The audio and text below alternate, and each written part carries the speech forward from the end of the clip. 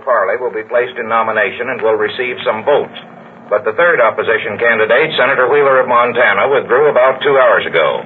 Mr. Wheeler said that he and his friends had heretofore assumed that the president would neither seek nor accept the nomination, but that the statement of last night and the demonstration staged, as Mr. Wheeler put it, by the president's managers who control the convention have changed that opinion, and it would accordingly serve no useful purpose to put the Montana senator's name in nomination.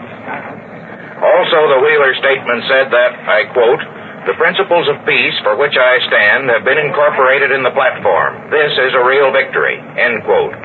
This would indicate that the platform, which you will presently hear, will represent in its foreign relations plank a triumph in words, at least, for the more vigorous isolationists. Senator Pepper of Florida, often an advocate of administration policies in Congress, made a vigorous fight in the Resolutions Committee for a plank advocating aid to Britain short of war, but apparently has not got anything like that. And he is reported to be, if not satisfied, at least reconciled to the fact that he can get nothing stronger in the platform. Earlier reports that he might make a fight for his non-military aid plank on the floor of the convention are no longer credited. And it would appear from Senator Wheeler's statement that he is sufficiently satisfied with the platform not to make the third-party race which he had threatened if the Democratic stand on the war issue did not suit his notions.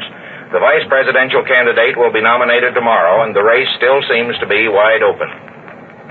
Overseas, German planes attacked Britain in greater force than for some days past, and the British admit that some persons were killed and several houses destroyed in a town in Scotland.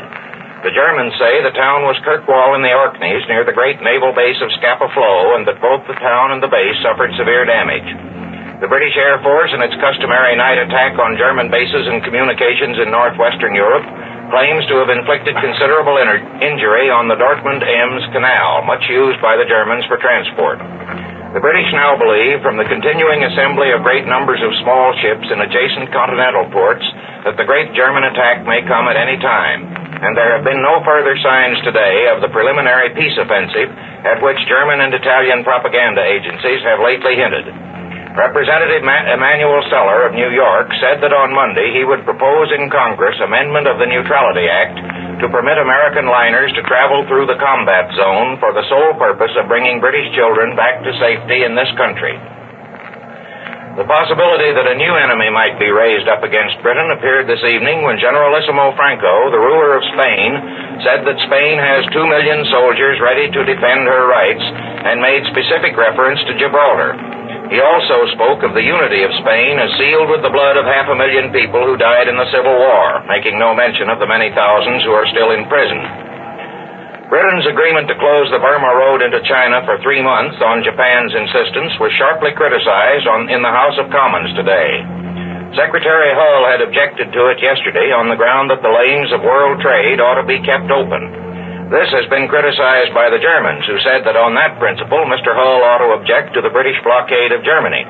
But the Secretary of State responded today that Burma is a neutral country and that no war has ever been declared in China. It was reported in London that one of the considerations for the promise to close the road was a Japanese promise that they would try to reach a general peace settlement with China within 3 months. There doesn't seem to be much hope of that in view of the sharper policy expected of the new Japanese government which will succeed the Yonai ministry. Prince Konoye is said to have been invited to head it, but has not yet accepted. And that's the news to this moment.